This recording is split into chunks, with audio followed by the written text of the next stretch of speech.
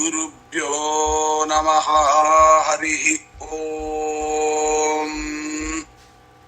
ಸಚ್ಚಾಸ್ತ್ರೋದಿತ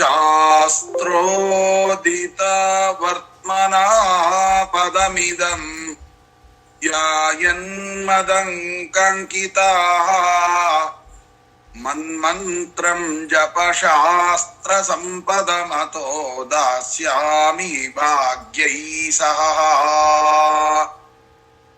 ತತ್ವಾನ್ಯಪಿ ಬೋಧಯಾಮಿ ತದನುಪ್ರಪ್ಯೋ ಮದಂಗ್ರಿರ್ಭವೇತ್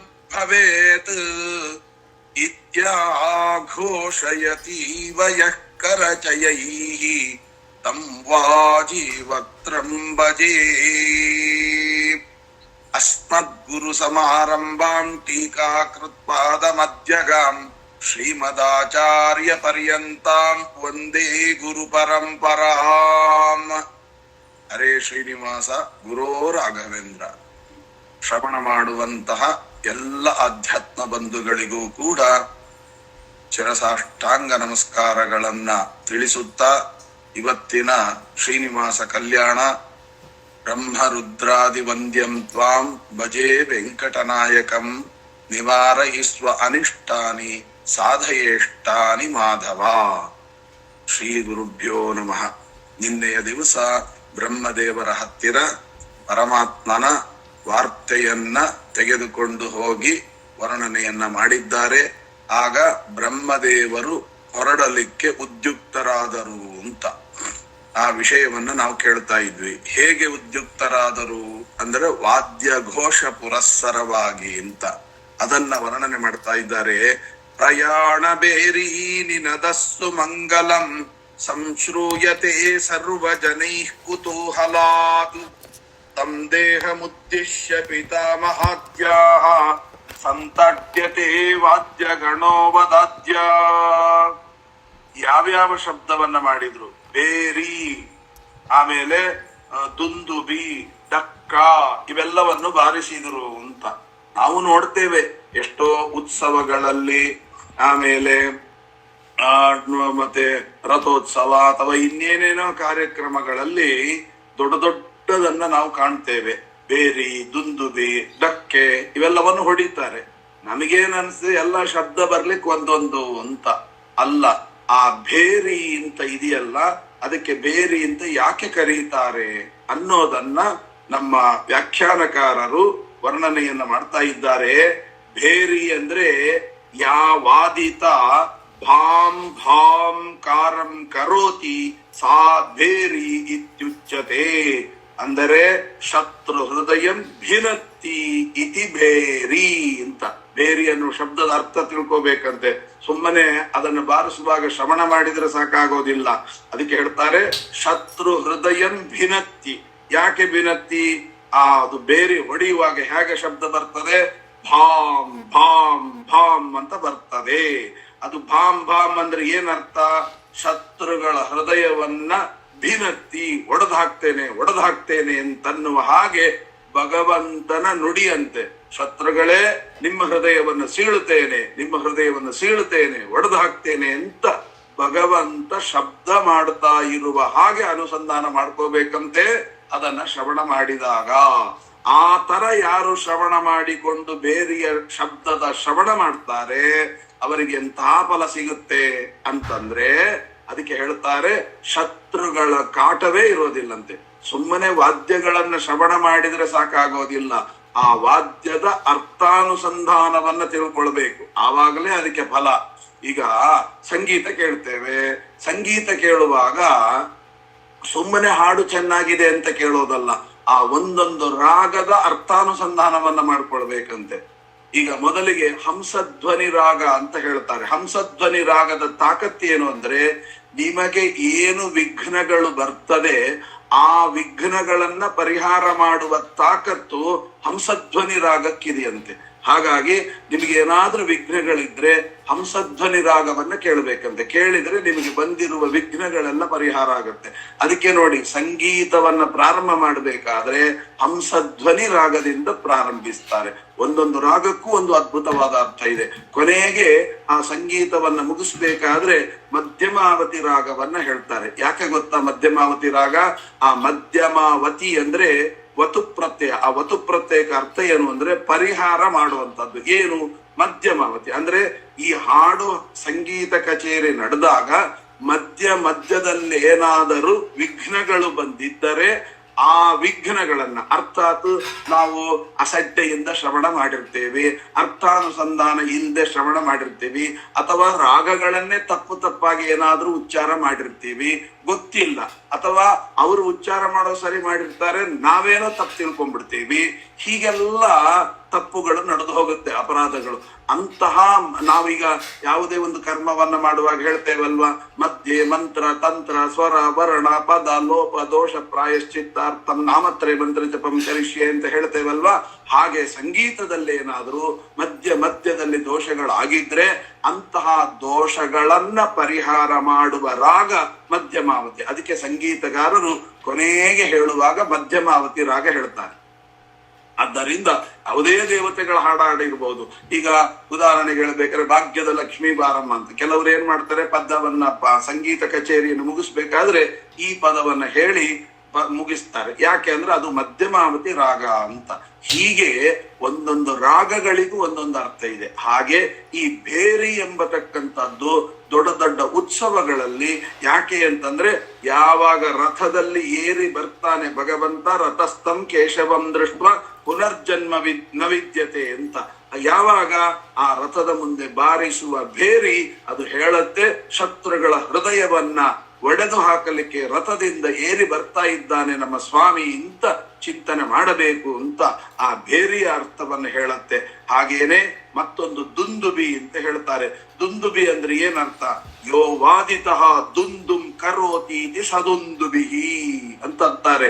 ಈ ಭಗವಂತನ ಬಗ್ಗೆ ಯಾರು ಅಸಡ್ಡೆಯಾಗಿ ಮಾತನಾಡ್ತಾರೆ, ಆ ಭಗವಂತನಿಗೆ ಎಲ್ಲಿ ತಾಕತ್ತಿದೆ ಅಂತ ಏನಾದರೂ ಅಸಡ್ಡೆ ಮಾಡಿದರೆ, ಅಥವಾ ಈ ರಥೋತ್ಸವ ನೋಡ್ಲಿಕ್ಕೆ ಬರ್ತಾರೆ, ಬಂದು ಬಿಟ್ಟು ಆ ರಥದಲ್ಲಿ ಇರ್ತಕ್ಕಂಥ ಭಗವಂತನನ್ನ ನೋಡಿ ಭಕ್ತಿಯಿಂದ ಕೈ ಮುಗಿಯೋದಿಲ್ಲ. ಏನ್ ಮಾಡ್ತಾರೆ, ಎಷ್ಟು ಜನ ಬಂದಿದ್ದಾರೆ ನೋಡೋಣ ಅಂತ ಬಂದಿದ್ದೇನೆ ಹೊರತು ಈ ದೇವರು ನೋಡ್ಲಿಕ್ಕೆ ಬಂದವನಲ್ಲ ಅಂತ ಏನು ಸೊಕ್ಕಿನಿಂದ ಮಾತನಾಡ್ತಾರೆ, ಅವರನ್ನ ದುಂದುಬಿ ಯೋ ವಾದಿತಃ ದುಂದುಂ ಕರೋತಿ. ದುಂದುಂ ಕರೋತಿ ಅಂದ್ರೆ ಅವನನ್ನ ಹಣ್ಣುಗಾಯಿ ನೀರುಗಾಯಿಯನ್ನಾಗಿ ಮಾಡ್ತಾನಂತೆ. ಆದ್ದರಿಂದ ಆ ದುಂದುಬಿ ಆ ಶಬ್ದವೇ ಹಾಗೆ ಮಾಡುತ್ತೆ ಅಂತ, ಅದಕ್ಕೆ ದುಂದುಂ ಕರೋತೀತಿ ಸದುಂದುಬಿಹಿ ಅಂತ. ಇನ್ನ ಆ ಮಂ ಶಬ್ದೇನ ಊಬಿಹಿ ಪೂರಣಂ ಯಸ್ಮಿನ್ ದುಂದುಬಿಹಿ ಅಂತ. ದುಮ್ ಅಂತ ಶಬ್ದ ಅದು. ಅಂದ್ರೆ ಈ ಮಣ್ಣನ್ನ ಕುಂಬಾರ ತುಳಿತಾನಲ್ಲ, ತುಳಿಯುವಾಗ ದುಮ್ ದುಮ್ ದುಮ್ ಅಂತ ತುಳಿತಾನಂತೆ. ಹಾಗೆ ದೇವರು ಅವನನ್ನ ತುಳಿದು ಹಾಕ್ತಾರೆ ಅಂತ. ದುಮ್ ಶಬ್ದೇನ ಉಬಿಹಿ. ಉಬಿಹಿ ಅಂದ್ರೆ ಪೂರಣಂ ಯಸ್ಮಿನ್ ದುಂದುಬಿಹಿ ಅಂತ. ಇನ್ನ ಡಕ್ಕ ಅಂತ ಇದೆ. ಡಕ್ಕ ಅಂದ್ರೆ ಏನು? ಅದಕ್ಕೆ ಹೇಳ್ತಾರೆ ಡಕ್ಕಗ್ ಇತಿ ಕಾಯತೀತಿ ಕೈಹಿ ಶಬ್ದೈಹಿ ಡಿಂಡಿಮಃ. ಅಂದ್ರೆ ಡಕ್ಕ ಅಂದ್ರೆ ಏನರ್ಥ ಅಂದ್ರೆ ಡಕ್ಕಗ್ ಇತಿ ಕಾಯತಿ ಅಂದ್ರೆ ಅದು ಡಕ್ಕ ಹೊಡೆಯುವಾಗ ಡಕ್ ಡಕ್ ಡಕ್ ಅಂತ ಸೌಂಡ್ ಬರುತ್ತೆ. ಪ್ರಾರಂಭದಲ್ಲಿ ಜೋರು, ಮುಗಿಯುವಾಗ ಸಣ್ಣಗಾಗತ್ತೆ. ಹಾಗೆ ನಮ್ಮ ಆರ್ಭಟಗಳು ಏನು ಜೋರಿದ್ರು ಕೂಡ ದೇವರ ಮುಂದೆ ಅದೆಲ್ಲ ಚಿಕ್ಕದಾಗಿ ಆಗುತ್ತೆ. ಡಕ್ ಅಂದ್ರೆ ಏನು? ಡ ಅಂದ್ರೆ ಆಡಂಬರ, ಡಕ್ ಅಂದ್ರೆ ಸಣ್ಣಗಾಗೋದು. ಆ ಉಚ್ಚಾರ ಮಾಡುವಾಗಲೂ ಕೂಡ ಡಕ್ ಅಂತ ಅಂತೆ. ಹಾಗೇನೆ ನಮ್ಮ ಏನೇ ಆರ್ಭಟಗಳಿದ್ದರೂ ದೇವರ ಮುಂದೆ ಬಂದು ಕೂಡಲೇ ಅವೆಲ್ಲವೂ ಹೋಗಿ ಬಿಡುತ್ತದೆ. ಇನ್ನೊಂದಿದೆ, ಏನು ಅಂತಂದ್ರೆ ಡಿಂಡಿಮ ಅಂತ. ಆ ಡಿಂಡಿಮ ಅಂದ್ರೆ ಏನು ಅಂದ್ರೆ ನಮ್ಮ ದೇವರನ್ನ ಡಿಮ್ ಡಿಮ್ ಇತಿ ಶಬ್ದಂ ಕರೋತಿ ಇತಿ ಡಿಂಡಿಮ ಅಂತ ವ್ಯಾಖ್ಯಾನಕಾರರು ಅದಕ್ಕೆ ಅರ್ಥ ಬರೀತಾರೆ. ಡಿಂಡಿಮ ಅಂದ್ರೆ ಏನ್ ಅರ್ಥ ಗೊತ್ತಾ? ಈಗ ನಿಮಗೆ ಒಂದು ಅರ್ಥವನ್ನು ಹೇಳಿದ್ರೆ ಗೊತ್ತಾಗುತ್ತೆ. ಏನದು ಅಂದ್ರೆ ಡಿಡಿ ಆಡಿ ಆನೆ ಸುಪ್ರಸಿದ್ಧವಾಗಿರತಕ್ಕಂತಹ ಪದ. ಅಂದ್ರೆ ಡಿಡಿ ಆಡಿ ಆನೆ, ರಂಗ ಡಿಡಿ ಆಡಿ ಆನೆ ಅಂದ್ರೆ ಸಾಮಾನ್ಯವಾಗಿ ನಾನು ಏನೋ ಆಟ ಆಡ್ತಾ ಇದ್ದಾನೆ ಅಂತ ಅಲ್ಲ. ಡಿಡಿ ಅಂದ್ರೆ ಅದಕ್ಕೆ ಹೇಳ್ತಾರೆ ಡಿಡಿಕ್ ಡಿಡಿಕ್ ಅಂತ. ಅಂದ್ರೆ ಏನರ್ಥ? ಈ ಡಿಂಡಿಮ ಅದನ್ನ ಹೇಳತ್ತಂತೆ. ಪರಮಾತ್ಮ ನಿಮ್ಮ ಹತ್ರ ಬಂದ್ಬಿಟ್ಟು ಏನ್ ಮಾಡ್ತಾನೆ ಗೊತ್ತೇನು?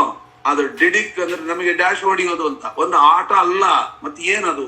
ನಮ್ಮ ಒಳಗಿರತಕ್ಕಂತಹ ತತ್ವಾಭಿಮಾನಿ ಅಸುರರಿದ್ದಾರಲ್ಲ, ಆ ಅಸುರರನ್ನ ಡಿಕ್ ಡಿಕ್ ಅಂತ ಹೊಡಿತಾನಂತೆ. ಡಿಡಿಕ್ ಡಿಡಿಕ್ ಅಂದ್ರೆ ಒಂದು ಸಲ ಡಿಕ್ಕಿ ಹೊಡೆದ ಅಂದ್ರೆ ನಿಮ್ಮ ಒಳಗಿರತಕ್ಕಂತಹ ಇಂದ್ರಿಯಗಳಲ್ಲಿ, ಕಣ್ಣಿನಲ್ಲಿ ಬಾಣಾಸುರ ಅಂತ ಇದ್ದಾನೆ, ಕಾಲಿನಲ್ಲಿ ತೃಣಾವರ್ತ ಅಂತ ಇದ್ದಾನೆ, ಹೀಗೆ ಒಂದೊಂದು ಇಂದ್ರಿಯಗಳಲ್ಲಿ ಒಬ್ಬೊಬ್ಬ ತತ್ವಾಭಿಮಾನಿ ಅಸುರರಿದ್ದಾರೆ. ಆ ಅಸುರರನ್ನ ಒದೆಯುವ ಕೆಲಸ ಅಂತೆ. ಹಾಗೆ ಬಂದು ಡಿಕ್ಕಿ ಹೊಡೆದ ಹಾಗೆ ಮಾಡ್ತಾನೆ. ಹೊಡೆದಿದ್ದು ನೋಡಿದ್ರೆ ನಿನಗೆ, ಆದ್ರೆ ನೋಡಿದ್ರೆ ಒಳಗಿರ್ತಕ್ಕಂತಹ ತತ್ವಾಭಿಮಾನಿ ದೈತ್ಯರನ್ನ ಹೊಡೆದೋಡಿಸುವಂತ, ಅದಕ್ಕೆ ಡಿಂಡಿಮಾ ಅಂತ ಅದಕ್ಕೆ ಹೆಸರಂತೆ. ಹೀಗೆ ತತ್ವಾಭಿಮಾನಿ ಅಸುರರನ್ನ ಡಿಮ್ ಡಿಮ್ ಅಂತ ಹೊಡೆದರೆ ಮಾ ಅಂದ್ರೆ ನಿಜವಾದ ತತ್ವಜ್ಞಾನಕ್ಕೆ ಈ ಶರೀರ ಶುದ್ಧವಾಗುತ್ತೆ ಅಂತನ್ನುವುದಕ್ಕಾಗಿ ಜನ ಏನ್ ತಿಳ್ಕೊಂಡ್ರೆ ಈ ಮಗು ಓಡಿ ಬಂದು ಡಿಕ್ಕಿ ಹೊಡಿತದೆ ಅಂತ. ಅಲ್ಲ, ಡಿಕ್ಕಿ ಹೊಡೆಯೋದು ಯಾಕೆ ಅಂದ್ರೆ ಯಾರ್ಯಾರ ಒಳಗಡೆ ತತ್ವಾಭಿಮಾನಿ ಅಸುರರು ಕೆಟ್ಟ ವ್ಯಾಪಾರ ಮಾಡ್ತಿರ್ತಾರೆ ಅಂಥವರನ್ನ ಯಾರು ಪ್ರಾರ್ಥನೆ ಮಾಡ್ಕೊಂಡಿರ್ತಾರೆ ಈ ತತ್ವಾಭಿಮಾನಿ ಅಸುರರನ್ನ ಧ್ವಂಸ ಮಾಡುವಂತ, ಅಂತಹವರನ್ನ ಹಾಗೆ ಡಿಕ್ಕಿ ಹೊಡೆದ ಹಾಗೆ ಮಾಡಿ ಆ ಅರ್ಥವನ್ನಲ್ಲಿ ಡಿಡಿ ಆಡಿಯಾನೆ, ಡಿಡಿ ಎನ್ನುವ ಶಬ್ದಕ್ಕೆ ಒಳಗಿರತಕ್ಕಂಥ ತತ್ವಾಭಿಮಾನಿ ಅಸುರರ ಸಂಹಾರ ಅಂತ ಅರ್ಥ. ಅದಕ್ಕೆ ಆ ವಾದ್ಯಕ್ಕೆ ಹೆಸರು ಡಿಂಡಿಮಾ ಅಂತ ಕರೀತಾರೆ ಅಂತ. ಎಲ್ಲ ಅರ್ಥಭರಿತವಾದ ಮಾತುಗಳನ್ನ ಪ್ರಯಾಣ ಬೇರಿ ನಿನದಸ್ಸು ಮಂಗಲಂ ಸಂಶ್ರೂಯತೆ ಸರ್ವಜನೈ ಕುತೂಹಲಾತ್ ಕಂ ದೇಹಮುದ್ದಿಶ್ಯ ಪಿತಾಮಹಾದ್ಯಾ ಸಂತಾಡ್ಯತೆ ವಾದ್ಯ ಗಣೋ ದದಾದ್ಯ ಅಂತ ವಾದ್ಯಗಳನ್ನೆಲ್ಲ ಬಾರಿಸಿದ ನಂತರ ಚತುರ್ಮುಖ ದೇವರು ಮಾತನಾಡ್ತಾರಂತೆ. ಭಾರತೇಸ್ಮಿನ್ ಮಹಾವರ್ಷೆ ಜಂಬೂ ದ್ವೀಪಸ್ಯ ದಕ್ಷಿಣೆ ಶೇಷಾಚಲಂ ಸಮುದ್ದಿಶ್ಯ ನಿಯುಕ್ತ ಚತುರಂಗಿಣಿ. ಆಗ ಹೇಳ್ತಾ ಇದ್ದಾರೆ, ನೋಡು ಬ್ರಹ್ಮದೇವರು ಆ ದ್ವಾರಪಾಲಕರಿಗೆ ಆಜ್ಞೆಯನ್ನು ಮಾಡ್ತಾ ಇದ್ದಾರೆ. ಹೇ ದ್ವಾರಪಾಲಕರೇ, ಏನ್ ಮಾಡಿ ಅಂದ್ರೆ ಜಂಬೂ ದ್ವೀಪದ ದಕ್ಷಿಣ ದಿಕ್ಕಿನಲ್ಲಿರುವ ಭರತಖಂಡ ಅಂತ ಒಂದು ಭರತಖಂಡ ಇದೆ. ಆ ಭರತಖಂಡದಲ್ಲಿ ಭೂಭಾಗ ಇದೆ. ಆ ಭೂಭಾಗದಲ್ಲಿ ವೆಂಕಟಾಚಲ ಅಂತ ಇದೆ. ಆ ವೆಂಕಟಾಚಲಕ್ಕೆ ಅಲ್ಲಿಗೆ ಏನಾಯ್ತು, ಜಂಬೂ ದ್ವೀಪ, ಭರತಖಂಡ, ಅದರಲ್ಲಿ ವೆಂಕಟಾಚಲ ಅಂದ್ರೆ ಜಂಬೂ ದ್ವೀಪದ ದಕ್ಷಿಣ ದಿಕ್ಕಿನಲ್ಲಿರುವ ಭರತಖಂಡದ ಭೂಭಾಗದಲ್ಲಿ ಒಂದು ಭಾಗ ಅದು ವೆಂಕಟಾಚಲ ಅಂತ ಅರ್ಥ. ಅಂದ್ರೆ ಅಭಿಪ್ರಾಯ ಏನ್ ಗೊತ್ತಾ ನೋಡಿ, ಜಂಬೂ ದ್ವೀಪ, ಭರತಖಂಡ, ಭೂಭಾಗ, ವೆಂಕಟಾಚಲ, ಅದ್ಭುತವಾದ ಅರ್ಥ ಇದು. ಅದನ್ನೇ ವ್ಯಾಖ್ಯಾನಕಾರ ಬರೀತಾರೆ. ಜಂಬೂ ದ್ವೀಪ ಅಂದ್ರೆ ಈ ಸ್ಥೂಲ ಶರೀರ, ಅದರ ದಕ್ಷಿಣ ದಿಕ್ಕಿನಲ್ಲಿರುವ ಭರತಖಂಡ ಅಂದ್ರೆ ಅನಿರುದ್ಧ ಶರೀರ, ಅದರ ಒಳಗಿರ್ತಕ್ಕಂತಹ ಭೂಭಾಗ ಅಂದ್ರೆ ಲಿಂಗ ಶರೀರ, ಅದರ ಒಳಗಿರ್ತಕ್ಕಂಥ ವೆಂಕಟಾಚಲ ಅಂದ್ರೆ ಸ್ವರೂಪ ದೇಹ. ಅಲ್ಲಿಗೆ ಕರ್ಕೊಂಡು ಹೋದ್ರೆ ಅದು ಆನಂದಮಯ. ಅದೇ ನಮ್ಮ ದೇಹದೊಳಗಿರ್ತಕ್ಕಂತಹ ಅನ್ನಮಯ, ಪ್ರಾಣಮಯ, ಮತ್ತೆ ಮನೋಮಯ, ವಿಜ್ಞಾನಮಯ, ಆನಂದಮಯ. ಆ ಆನಂದಮಯ ಕೋಶದಲ್ಲಿರುವಂತ ನಮ್ಮ ಸ್ವಾಮಿ ಸ್ವರೂಪ ದೇಹದೊಳಗೆ ಅಡಗಿರ್ತಕ್ಕಂಥ ಬಿಂಬರೂಪನಾದ ಸ್ವಾಮಿಯೇ ಆ ಶ್ರೀನಿವಾಸ ಎಂಬತಕ್ಕಂಥ ಅನುಸಂಧಾನವನ್ನ ಬ್ರಹ್ಮದೇವರು ಹೇಳ್ತಾರೆ. ಅಲ್ಲಿಗೆ ನಡೀರಿ ಅಂತ ಯಾರಿಗೆ ಹೇಳ್ತಾ ಇದ್ದಾರೆ? ದ್ವಾರಪಾಲಾನ್ ಸಮಾಹೂಯ. ದ್ವಾರಪಾಲಾನ್ ಅಂದ್ರೆ ಒಳಗಿರ್ತಕ್ಕಂಥ ತತ್ವಾಭಿಮಾನಿ ದೇವತೆಗಳು ಅಂತ ಅರ್ಥ. ಈ ಶರೀರದೊಳಗೆ ಅಲ್ಲಿ ದ್ವಾರಪಾಲಕರು, ಇಲ್ಲಿ ಆ ತತ್ವಾಭಿಮಾನಿ ದೇವತೆಗಳನ್ನ ಹೀಗೆ ಕೇಳಬೇಕಂತೆ. ಅಂದ್ರೆ ಒಳಗಿರ್ತಕ್ಕಂಥ ಸ್ವರೂಪ ದೇಹದಲ್ಲಿ ಅಡಗಿರ್ತಕ್ಕಂಥ ಬಿಂಬರೂಪನಾದ ಪರಮಾತ್ಮನ್ ತೋರಿಸಲಿ. ನಮೋಸ್ತು ತಾತ್ವಿಕಾ ದೇವಾಹ ವಿಷ್ಣು ಭಕ್ತಿ ಪರಾಯಣಾಹ ಧರ್ಮ ಮಾರ್ಗೇ ಪ್ರೇರಯಂತು ಭವಂತ ಸರ್ವ ಏವಹಿ ಎಂಬುದಾಗಿ ಅದನ್ನ ಪ್ರಾರ್ಥನೆ ಮಾಡಬೇಕು ಅಂತನ್ನುವ ತತ್ವವನ್ನ ತುಂಬಿರುವ ಶ್ಲೋಕ. ಹಾಗಾಗಿ ಭಾರತೇಸ್ಮಿನ್ ಮಹಾವರ್ಷೇ ಜಂಬೂ ದ್ವೀಪಸ್ಯ ದಕ್ಷಿಣೆ ಶೇಷಾಚಲಂ ಸಮುದ್ದಿಶ್ಯ ನಿಯುಕ್ತಂ ಚತುರಂಗಿಣೀಂ. ಮುಂದಿನ ಮಾತು ಹೇಳ್ತಾರೆ, ಸೇನಾಂ ಪರಾಂ ಮಮ ಇತ್ಯುಕ್ತ ಸೇನಾಪತಿ ಮತ ಬ್ರವೀತ್ ಸ್ಕಂದಾಃ ಕ್ವಯ ಸುರಾನ್ ಸರ್ವಾನ್ ದಿಕ್ಪಾಲಕಾನಿತಿ. ಆ ದ್ವಾರಪಾಲಕರು ಬ್ರಹ್ಮದೇವರ ಅಪ್ಪಣೆಯಂತೆ ಅವರೇನ್ ಮಾಡಿದ್ರು? ಸೇನಾಪತಿಯನ್ನು ಕುರಿತು ಹೇಳಿದರು. ಅಂದ್ರೆ ಏನಾಯ್ತು? ತತ್ವಾಭಿಮಾನಿ ದೇವತೆಗಳನ್ನು ಕೇಳಬೇಕು. ಆ ತತ್ವಾಭಿಮಾನಿ ದೇವತೆಗಳಿಗೆ ಅಧಿಪತಿ ಒಬ್ಬ ಇದ್ದಾನೆ. ಅಂದ್ರೆ ತತ್ವಾಭಿಮಾನಿ ದೇವತೆಗಳಿಗೂ ಒಬ್ಬ ಸ್ವಾಮಿ. ಆ ಸ್ವಾಮಿ ಯಾರು ಅಂದ್ರೆ ಸೇನಾಧಿಪತಿ. ಆ ಸೇನಾಧಿಪತಿಯನ್ನು ಕುರಿತು ಹೇಳ್ತಾ ಇದ್ದಾರೆ. ಸೇನಾಧಿಪತಿಯಾಗಿರ್ತಕ್ಕಂಥ ಕುಮಾರನೇ ಅಂದ್ರೆ ಯಾರು? ಸ್ಕಂದ ಅಂತ ಅರ್ಥ. ಆ ಸ್ಕಂದನನ್ನ ಹೇಳ್ತಾರೆ. ಸಮಸ್ತ ದಿಕ್ಪಾಲಕರೇ ಮೊದಲಾಗಿರ್ತಕ್ಕಂಥ ದೇವತೆಗಳನ್ನ ಕರೆಸು. ಯಾಕೆಂದ್ರೆ ಇಡೀ ಸೇನೆಯ ಅಧಿಪತಿ ಸ್ಕಂದ. ಆ ಸ್ಕಂದನನ್ನ ಹೇಳ್ತಾರೆ ಎಲ್ಲ ದಿಕ್ಪಾಲಕರನ್ನೆಲ್ಲ ಕರೆಸ್ಬೇಕು ಅಂತ. ಆಗ ಬ್ರಹ್ಮದೇವರು ಅಂದ್ರೆ ಏನಂತ ಹೇಳಬೇಕು ಅದಕ್ಕೆ ಹೇಳ್ತಾ ಇದ್ದಾರೆ. ಸತ್ಯಲೋಕ ಜನಾನ್ ಸರ್ವಾನ್ ಸ್ವಯಮಾಹ ಪಿತಾಮಹಾ ಭವಂತೋ ರಸಿಕಾ ಸರ್ವೇ ಕಲ್ಯಾಣಾರ್ಥಂ ಕಲೌ ಯುಗೇ. ಅಂದ್ರೆ ಬೇರೆಯವರೆಲ್ಲರೂ ಕೂಡ ಏನ್ ಮಾಡಿದ್ರು? ಸ್ಕಂದನಿಂದ ಆಜ್ಞಪ್ತರಾದ ಸೇನೆಗಳು ಬೇರೆ ಬೇರೆ ಲೋಕದಲ್ಲಿರತಕ್ಕಂತ ಎಲ್ಲ ದೇವತೆಗಳನ್ನ ಕರೆದ್ರು. ಆದರೆ ಆ ಸತ್ಯಲೋಕದಲ್ಲಿರ್ತಕ್ಕಂಥ ದೇವತೆಗಳಿದ್ದಾರಲ್ಲ, ಆ ಬ್ರಹ್ಮದೇವರ ಜೊತೆಗೆ ಸೇವೆ ಮಾಡಿಕೊಂಡಿದ್ದಾರಲ್ಲ, ಅಂತಹ ಸತ್ಯಲೋಕದ ಜನರಿಗೆ ಸ್ವಯಂ ತಾನೇ ಸತ್ಯಲೋಕದ ಜನರಿಗೆ ತಾನೇ ಕರೆದ್ರು. ಬೇರೆ ಬೇರೆಯವರೆಲ್ಲ ಬೇರೆ ಬೇರೆ ಕರೆದ್ರು. ಸತ್ಯಲೋಕದಲ್ಲಿರ್ತಕ್ಕಂತಹ ಜನರನ್ನ ಬ್ರಹ್ಮದೇವರೇ ಕರೆದ್ರು ಅಂತ. ಬಹಳ ಅದ್ಭುತವಾದ ಮಾತಿದು. ಯಾಕೆ ಅಂದ್ರೆ ನಮ್ಮ ಪಿಂಡಾಂಡದೊಳಗೆ ಶೇಷಗಿರಿ ಆಚಾರ್ಯ ಮೊನ್ನೆ ಹೇಳಿದ್ರು ನೋಡ್ರಿ, ಎಷ್ಟು ಚೆನ್ನಾಗಿ ಒಳಗಡೆ ಇರತಕ್ಕಂತಹ ಚಕ್ರಗಳ ಕಲ್ಪನೆ ಅದ್ಭುತವಾದ ಕಲ್ಪನೆ. ಆ ಕಲ್ಪನೆಯಲ್ಲಿ ನಾವು ನೋಡಿದಾಗ ಮೂಲಾಧಾರ, ಸ್ವಾಧಿಷ್ಠಾನ, ಮಣಿಪುರ, ಅನಾಹತ, ವಿಶುದ್ಧಿ, ಆಜ್ಞಾ, ಸಹಸ್ರಾರ, ಅಲ್ಲೆಲ್ಲ ಗಣಪತಿ ಮತ್ತು ರುದ್ರದೇವರು ಇವರೆಲ್ಲ ತತ್ವಾಭಿಮಾನಿ ದೇವತೆಗಳಾಗಿರ್ತಾರೆ. ಆ ಚಕ್ರವನ್ನ ಮೇಲೆ ತರ್ತಾರೆ ಅಂತ. ಅಲ್ಲಿ ಭ್ರೂಮಧ್ಯಕ್ಕೆ ಬಂದಾಗ ಆಜ್ಞಾ ಅಂತ ಚಕ್ರ, ಅದು ಅಲ್ಲಿಂದ ಸಹಸ್ರಾರಕ್ಕೆ ಹೋಗುವಂತಹದ್ದು. ಆ ಆಜ್ಞಾದಲ್ಲಿ ಸಾಕ್ಷಾತ್ ವಾಯುದೇವರೇ ಅದನ್ನ ನಿಯಮನ ಮಾಡ್ತಾರೆ ಎಂಬತಕ್ಕಂಥದ್ದು. ಅದನ್ನೇ ಇಲ್ಲಿ ಹೇಳ್ತಾ ಇದ್ದಾರೆ. ಸತ್ಯಲೋಕ ಜನಾನ್, ಆ ಆಜ್ಞಾ ಎಂಬತಕ್ಕಂಥ ಚಕ್ರ ಅದು ಸತ್ಯಲೋಕಕ್ಕೆ ಸಮಾನ ಅಂತ. ಅಂದ್ರೆ ಸತ್ಯಲೋಕ ಎಂಬ ಅನುಸಂಧಾನ ಮಾಡಬೇಕು. ಅಲ್ಲಿ ಏನ್ ಮಾಡ್ತಾರೆ? ವಾಯುದೇವರೇ ನಿಯಮನ ಮಾಡ್ತಾರೆ ಅಂತನ್ನುವುದನ್ನ ಸತ್ಯಲೋಕ. ಯಾಕೆ ಅಂದ್ರೆ ಅಲ್ಲಿ ಒಂದು ಚೂರು ವ್ಯತ್ಯಾಸ ಆಗ್ಬಿಟ್ರೆ ಮತ್ತೆ ಕೆಳಗೆ ಬಂದ್ಬಿಡ್ತದೆ, ಹಾವು ಎಣಿಯಾಟದಂತೆ. ಅಲ್ಲಿ ಮಾತ್ರ ಸ್ವಲ್ಪ ಜಾಗ್ರತೆ ವಹಿಸಿ ಸಹಸ್ರಾರಕ್ಕೆ ಹೋಗಬೇಕು ಅಂತ ಶ್ರೀಮದ್ ಆಚಾರ್ಯರ ಸರ್ವಮೂಲ ಗ್ರಂಥದ ಅಭಿಪ್ರಾಯ. ಹಾಗಾಗಿ ಅಲ್ಲಿ ಸಾಕ್ಷಾತ್ ಅವರನ್ನು ಓಂಕಾರದಿಂದ ಅಲ್ಲಿ ಗಟ್ಟಿ ಹಿಡಿದು ನಿಲ್ಲಿಸಬೇಕು ಮನಸ್ಸನ್ನ ಅಂತ. ಸತ್ಯಲೋಕ ಜನಾನ್ ಸರ್ವಾನ್ ಸ್ವಯಮಾಹ ಪಿತಾಮಹಾ, ತಾನೇ ಹೇಳಿದ್ನಂತೆ. ಏನು ಅಂತ? ಭವಂತೋ ರಸಿಕಾ ಸರ್ವೇ ಕಲ್ಯಾಣಾರ್ಥಂ ಕಲೋ ಯುಗೇ. ಭಗವಂತನ ಕಲ್ಯಾಣ. ಕಲ್ಯಾಣ ಅಂದ್ರೆ ಏನರ್ಥ? ಕಲ್ಯಾಣ ಅಂದ್ರೆ ಮದುವೆ ಅಂತ ಅಷ್ಟೇ ಅರ್ಥ ಅಲ್ಲ, ಲಗ್ನ ಅಂತ ಅರ್ಥ. ನಾನು ಮೊದಲೇ ಹೇಳಿದ್ದೇನೆ ಈ ಮಾತನ್ನ. ಯಾವಾಗ ಅಂತ ಕೇಳಿದ್ರೆ ಪ್ರಾರಂಭದಲ್ಲೇ ಈ ಮಾತು ಬಂತು. ಮತ್ತೊಮ್ಮೆ ನೆನಪಿಸ್ಬೇಕಾದ್ರೆ ಅಲ್ಲಿ ಯಾರು ಶತಾನಂದರು ಜನಕರಾಜನ ಹತ್ರ ಬಂದು ಹೇಳ್ತಾರೆ, ನಿನ್ನ ಮಕ್ಕಳ ಕಲ್ಯಾಣಕ್ಕೋಸ್ಕರವಾಗಿ ನಾನು ಶ್ರೀನಿವಾಸ ಕಲ್ಯಾಣವನ್ನು ಹೇಳ್ತೇನೆ ಅಂತ. ಯಾಕೆ ಸ್ವಾಮಿ, ನೀವು ಯಾರು ಕರೆದ್ರೂ ಕೂಡ ಬರೋರಲ್ಲ ಅಂಥವ್ರು ಈ ಬಡವನ ಮನೆಗೆ ಬಂದಿದ್ದೀರಿ, ಏನು ಭಾಗ್ಯ, ಏನು ಕರುಣೆ ತೋರಿದ್ದೀರಿ, ಯಾವ ಕಾರಣಕ್ಕಾಗಿ ನನ್ನ ಮನೆಗೆ ಬಂದ್ರಿ ಹಾಗೆ ಅಂತ ಕೇಳುವಾಗ ಅವ್ರು ಹೇಳ್ತಾರೆ, ಇಲ್ಲಪ್ಪ ರಾಜ, ನಿನಗೆ ಅನುಗ್ರಹ ಮಾಡಬೇಕು ಅಂತ ಬಂದದ್ದು ಹೌದು, ಆದ್ರೆ ನನಗೂ ಸ್ವಾರ್ಥ ಇದೆ ಅಂದ್ರು. ನಿಮಗೇನು ಸ್ವಾರ್ಥ ಸ್ವಾಮಿ, ಎಲ್ಲವನ್ನೂ ತ್ಯಾಗ ಮಾಡಿದಂತವ್ರು ನೀವು, ನಿಮಗೇನು ಸ್ವಾರ್ಥ ಅಂತ. ಆಗ ಶತಾನಂದ್ರ ಹೇಳಿದ್ರು, ನನ್ನ ಅಪ್ಪಮ್ಮನ ಲಗ್ನ ಆಗಬೇಕು ಅಂದ್ರು. ನೋಡಿ ಎಷ್ಟು ಒಗಟು. ನಮ್ಮ ಅಪ್ಪಮ್ಮನ ಲಗ್ನ ಆಗಬೇಕು, ಅದಕ್ಕೋಸ್ಕರ ಶ್ರೀನಿವಾಸ ಕಲ್ಯಾಣ ಹೇಳಲಿಕ್ಕೆ ಬಂದಿದ್ದೀನಿ, ನಿನಗೂ ಆಗ್ಬೇಕು, ನನಗೂ ಸ್ವಾರ್ಥ ಇದೆ ಅಂದ್ರು. ಅಲ್ಲ, ಇವ್ರೇನಿದೆ ಹೀಗೆ ಹೇಳ್ತಾ ಇದ್ದಾರಲ್ಲ, ಯಾಕೆ ಅಂತಂದ್ರೆ ಅಪ್ಪಮ್ಮನ ಲಗ್ನ ಆಗದೆ ಇವ್ರು ಹೆಂಗ್ ಬಂದ್ರು? ಮತ್ತೆ ಅಪ್ಪಮ್ಮನ ಲಗ್ನ ಆದ್ಮೇಲೆ ತಾನು ಇವ್ರು ಬರೋದು, ಇವ್ರು ಯಾಕೆ ಹೀಗೆ ಹೇಳ್ತಾ ಇದ್ದಾರೆ ಅಂತ. ಅದಕ್ಕೆ ಶಾಸ್ತ್ರ ಹೇಳುತ್ತೆ, ಲಗ್ನ ಅಂದ್ರೆ ಮದುವೆ ಅಂತ ಅರ್ಥ ಅಲ್ಲ. ಮತ್ತೆ ಏನು?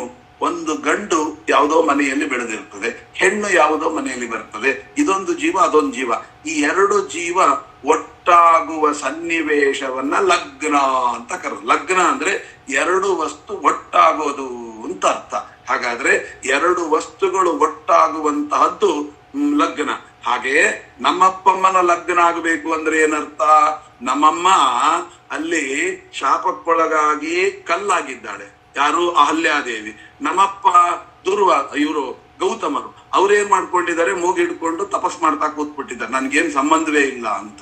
ಈಗ ಏನ್ ಮಾಡ್ಬೇಕಾಗಿದೆ? ಆ ಅಪ್ಪನನ್ನ ಅಮ್ಮನನ್ನ ಲಗ್ನ ಮಾಡ್ಬೇಕು. ಲಗ್ನ ಅಂದ್ರೆ ಏನು? ಒಂದುಗೂಡಿಸಬೇಕು ಅಂತ ಅಲ್ಲಿ ಅರ್ಥ ಬರ್ದಿದ್ದಾರೆ. ಹಾಗಾದ್ರೆ ಲಗ್ನ ಅಂದ್ರೇನು? ಒಂದುಗೂಡಿಸುವುದು ಅಂತ ಅರ್ಥ. ಅದಕ್ಕೋಸ್ಕರವಾಗಿ ಇಲ್ಲಿ ಶ್ರೀನಿವಾಸ ಕಲ್ಯಾಣ ಹೇಳಿ ಮುಗಿಸಿ ಕ್ಷಣ ಕಳೆದಿಲ್ಲ, ಅಷ್ಟರೊಳಗೆ ರಾಮಚಂದ್ರ ದೇವರು ವಿಶ್ವಾಮಿತ್ರರ ಜೊತೆಗೆ ಬಂದು ಆ ಅಹಲ್ಯೆಯನ್ನ ಉದ್ಧಾರ ಮಾಡಿದ್ರು. ಸ್ವದರ್ಶನಾನ ಮಾನುಷತಾಮುಪೇತ್ಯ. ಶ್ರೀಮದ್ ಆಚಾರ್ಯರು ಮಹಾಭಾರತ ತಾತ್ಪರ್ಯದಲ್ಲಿ ಈ ತತ್ವವನ್ನು ತಿಳಿಸ್ತಾರೆ. ಏನ್ ಮಾಡಿದ್ರು ಹಾಗಾದ್ರೆ? ಪಾದ ಸ್ಪರ್ಶದಿಂದ ಏನಾಯಿತು? ಸ್ವದರ್ಶನಾನ ಮಾನುಷತಾಮುಪೇತ್ಯ. ಶಿಲೆ ಇದ್ದವಳು ಬಾಲಕಿಯಾದ್ಲು. ಮುಂದೇನ್ ಮಾಡಿದ್ರು? ಗೌತಮೇನ ನಿಯೋಜಯ ಮಾಸ. ಆ ಗೌತಮರ ಜೊತೆಗೆ ಅಹಲ್ಯೆಯನ್ನು ಒಂದುಗೂಡಿಸಿದರು ಅಂತ, ಅಂದ್ರೆ ಲಗ್ನ ಮಾಡಿದ್ರು. ಈ ಲಗ್ನ ಹೇಗಾಯಿತು? ಶ್ರೀನಿವಾಸ. ಹಾಗಾದ್ರೆ ಶ್ರೀನಿವಾಸ ಕಲ್ಯಾಣ ಕೇಳಿದ್ರೆ ಏನಾಗುತ್ತೆ? ಲಗ್ನ ಆಗುತ್ತೆ. ಹಾಗಾದ್ರೆ ನಾವೆಲ್ಲ ಎಲ್ಲ ಹೋಗ್ಬೇಕೀಗ? ಶ್ರೀನಿವಾಸನ ಹತ್ರ ಹೋಗ್ಬೇಕು, ಕಲ್ಯಾಣ ನೋಡ್ಲಿಕ್ಕೆ ಹೋಗ್ಬೇಕು. ಅದನ್ನೇ ಇವ್ರು ಹೇಳ್ತಾ ಇದ್ದಾರೆ, ಭವಂತೋ ರಸಿಕಾ ಸರ್ವೇ ಕಲ್ಯಾಣಾರ್ಥಂ ಕಲೋಯುಗೆ. ಕಲಿಯುಗದಲ್ಲಿ ಒಂದು ಶ್ರೀನಿವಾಸ ವಿವಾಹ ಮಾಡಿಕೊಳ್ತಾ ಇದ್ದಾನೆ. ಆ ಕಲ್ಯಾಣಕ್ಕೆ, ಲಗ್ನಕ್ಕೆ ನಾವೆಲ್ಲ ಹೋಗ್ಬೇಕು. ಏನು ಲಗ್ನ ಅಂದರೆ ಈ ಜೀವನಿಗೂ ಪರಮಾತ್ಮನಿಗೂ ಒಂದುಗೂಡುವ, ಅಂದರೆ ಮೋಕ್ಷ ಅಂತ ಅರ್ಥ. ಲಗ್ನ ಅಂದ್ರೆ ಏನು?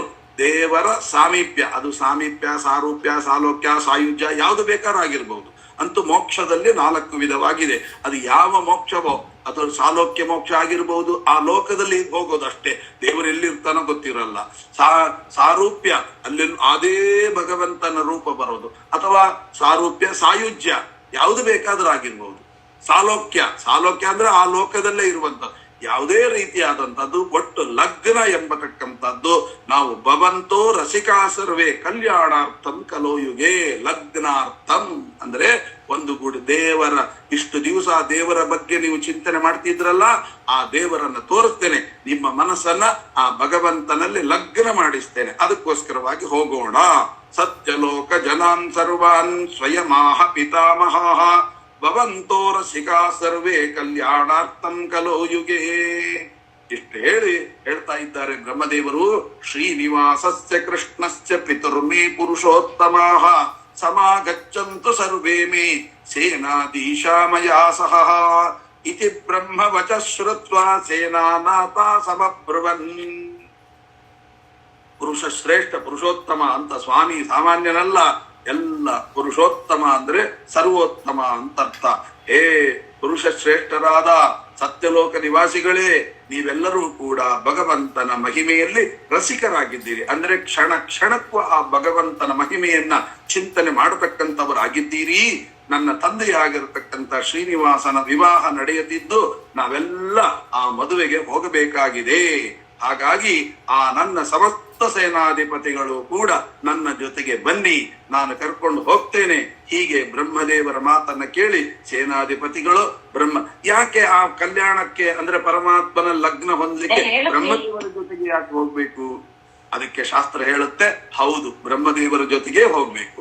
ಯಾಕೆ ಅಂತ ಕೇಳಿದ್ರೆ, ಯಾವತ್ತೂ ಕೂಡ ವಿರಜಾ ನದಿ ಸ್ನಾನ ಆದ್ಮೇಲೆ ಬ್ರಹ್ಮಣ ಸಹ ವಿರಜಾ ನದಿ ಸ್ನಾನೇನ ತ್ಯಕ್ತಲಿಂಗಾರಾಮ್.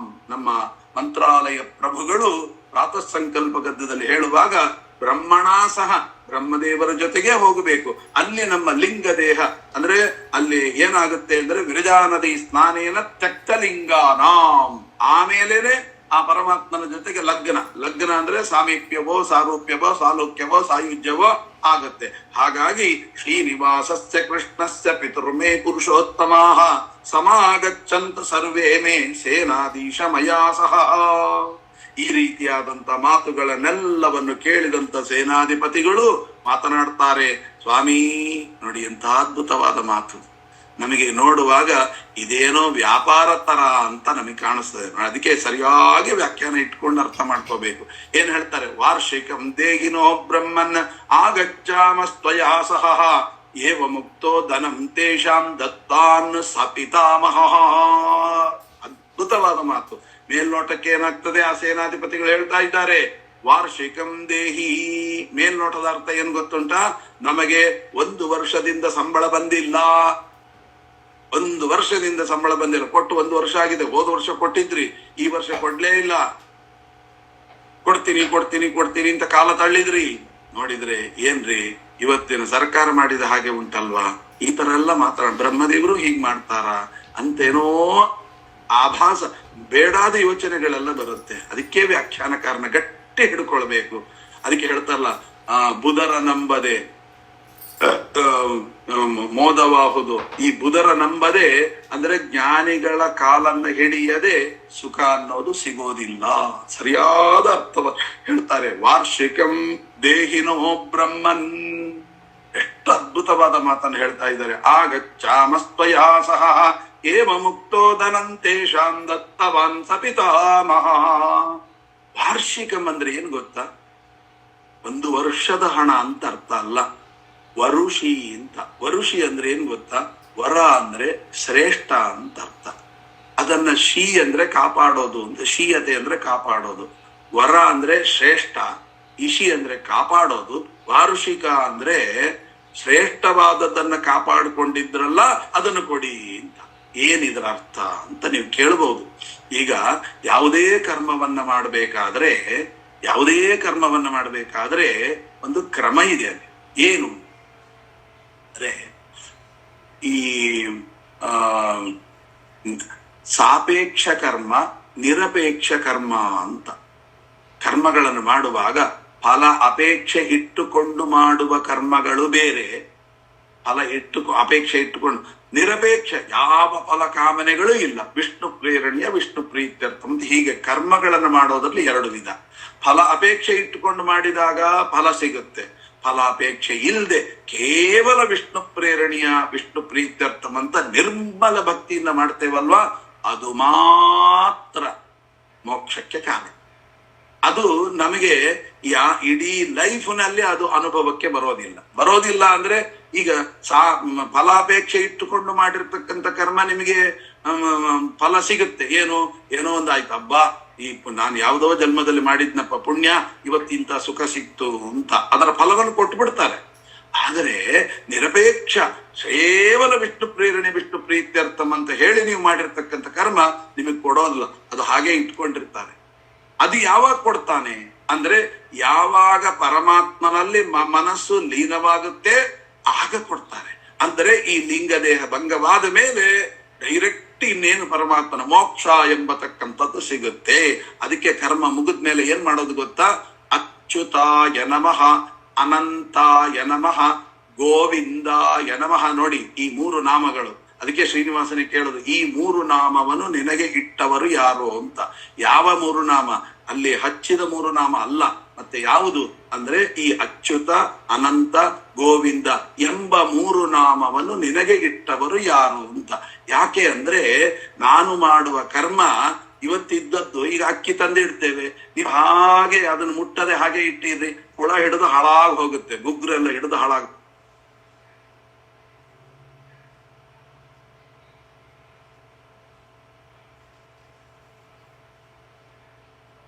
ಮ್ಯೂಟ್ ಆಗಿದೆ, ಮ್ಯೂಟ್ ಆಗಿದೆ. ಆಚಾರ್ಯ ಸ್ವಾಮಿ ಶ್ರೀನಿವಾಸ ಬಹುಶಃ ಆಚಾರ್ಯ ರಿಮೂವ್ ಆಗಿರ್ಬೋದು.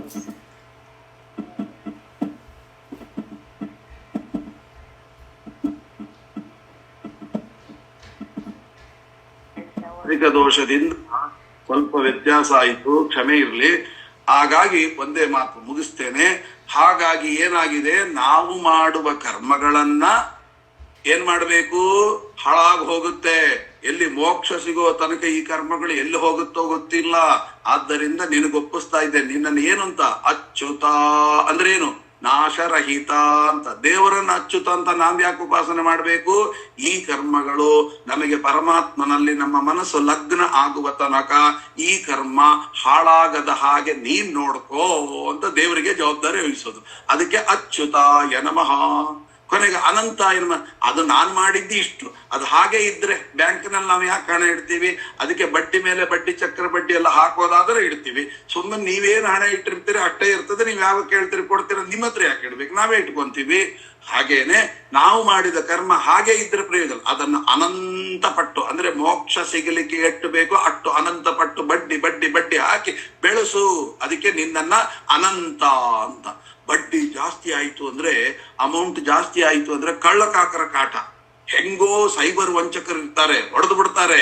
ಆಗ ಏನ್ ಮಾಡ್ಬೇಕು? ಗೋವಿಂದಾಯ ನಮಃ. ಗೋವಿಂದ ಅಂದ್ರೇನು? ಗಾಂ ವಿಂದತೆ ಇತಿ ಗೋವಿಂದ, ಮಾಡಿದ ಪುಣ್ಯವನ್ನು ಸದಾ ಕಾಪಾಡುವವ, ಆದ್ದರಿಂದ ಗೋವಿಂದ. ಎಷ್ಟು ಅದ್ಭುತವಾದ ಈ ನಾಮವನ್ನು ನಿನಗೆ ಇಟ್ಟವರು ಯಾರು? ಇದನ್ನು ಹೇಳಿಬಿಟ್ರೇನೆ ನಾವು ಮಾಡಿದ ಕರ್ಮಗಳ ರಕ್ಷಣೆ, ಅದರ ಅನಂತಪಟ್ಟು ಬೆಳೆಯುವಿಕೆ, ಅದನ್ನು ಕಾಪಾಡುವಿಕೆ ಎಲ್ಲ ಎಲ್ಲಿ ತನಕ? ಮುಂದೆ ಪರಮಾತ್ಮನ ಜೊತೆಗೆ ಲಗ್ನ ಆಗುತ್ತಲ್ಲ ಅಲ್ಲಿ. ಅದಕ್ಕೋಸ್ಕರ ನಿಮ್ಮನ್ನ ಕರ್ಕೊಂಡು ಹೋಗ್ತೇನೆ ಅಂತ ಇಷ್ಟು ವಾರ್ಷಿಕ ಅದನ್ನು ಕೇಳ್ತಾ ಇದ್ದಾರೆ. ವಾರ್ಷಿಕಂ ಅಂದ್ರೆ ಏನರ್ಥ? ಅಂದರೆ ಅಚ್ಯುತ ಅನಂತ ಗೋವಿಂದ ಅಂತ ನಾವು ನಿಷ್ಕಾಮ ಕರ್ಮವನ್ನ ಮಾಡಿ ಏನಿಟ್ಟಿದ್ದೀವಲ್ವಾ ಅದನಂದೇಹಿ. ಯಾಕೆ? ಪರಮಾತ್ಮನ ಮೋಕ್ಷ ಸಿಗಬೇಕಾದ್ರೆ ಅದು ಬೇಕು. ಈ ಮಾಡಿದ ಕರ್ಮಗಳು ಉಪಯೋಗ ಇಲ್ಲ. ಅದಕ್ಕೆ ವಾರ್ಷಿಕಂ ದೇಹಿನೋ ಬ್ರಹ್ಮನ್ ಆಗಚ್ಚಾಮಸ್ತ್ವಯಾ ಸಹ ಏವ ಮುಕ್ತೋ ಧನಂ ತೇಷಾಂ ದತ್ತವಾನ್ ಸ ಪಿತಾಮಹ. ಈ ರೀತಿಯಾಗಿ ವಾಹನಾನಿ ವಿಚಿತ್ರಾಣಿ ರಥಾಂಶ್ಚ ವಿವಿಧಾನಿ ಚ ಭೂಷಣಾನಿ ಚ ವಸ್ತ್ರಾಣಿ ರತ್ನಾನಿ ವಿವಿಧಾನಿ ಚ. ಯಾವುದು ವಾಹನ, ಯಾವುದೋ ವಾಹನ ಅಲ್ಲ, ಒಬ್ಬೊಬ್ಬರ ಸ್ವರೂಪ ದೇಹ ಹೇಗಿತ್ತು ಅನ್ನೋದನ್ನೆಲ್ಲ ವರ್ಣನೆ ಮಾಡ್ತಾ ಇದ್ದಾರೆ. ಹೀಗೆ ಆ ಭಗವಂತನನ್ನು ಕಾಣಲಿಕ್ಕೆ ಹೊರಟರು ಅಂತನ್ನುವಂತ ಅದ್ಭುತವಾದ ಸಂದೇಶವನ್ನ ನಮಗೆ ತಿಳಿಸ್ತಾ ಇದ್ದಾರೆ. ಹಾಗಾದ್ರೆ ಮುಂದೆ ಅವರು ಹೊರಟದ್ದು ಹೇಗೆ, ಯಾರನ್ನ ಮುಂದೆ ಮಾಡಿಕೊಂಡು ಹೋದ್ರು ಇತ್ಯಾದಿ ಕಥೆಗಳನ್ನ ಮುಂದೆ ತಿಳಿಸ್ತಾರೆ. ಅದನ್ನ ಮತ್ತೆ ನಾಳೆ ಸೇರಿದಾಗ ತಿಳಿದುಕೊಳ್ಳೋಣ ಅಂತ ಹೇಳ್ತಾ ಶ್ರೀಕೃಷ್ಣಾರ್ಪಣಮಸ್ತು. ಅಸ್ಮದ್ ಗುರುವಂತರ್ಗತ ರಾಘವೇಂದ್ರ ಗುರುವಂತರ್ಗತ ಭಾರತೀ ರಮಣ ಮುಖ್ಯ ಪ್ರಾಣಾಂತರ್ಗತ ಸೀತಾಪತೆ ಶ್ರೀರಾಮಚಂದ್ರ ಭಿನ್ನ ಲಕ್ಷ್ಮೀ ವೆಂಕಟೇಶ್ವರ ದೇವರ ಪಾದಾರವಿಂದದಲ್ಲಿ ಈ ನುಡಿ ಕುಸುಮಗಳನ್ನು ಅರ್ಪಿಸುತ್ತಾ ಶ್ರೀಕೃಷ್ಣಾರ್ಪಣಮಸ್ತು.